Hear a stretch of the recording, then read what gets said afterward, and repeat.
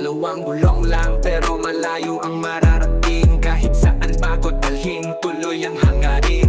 Kalsada'y tahimik, isip ko'y malaya.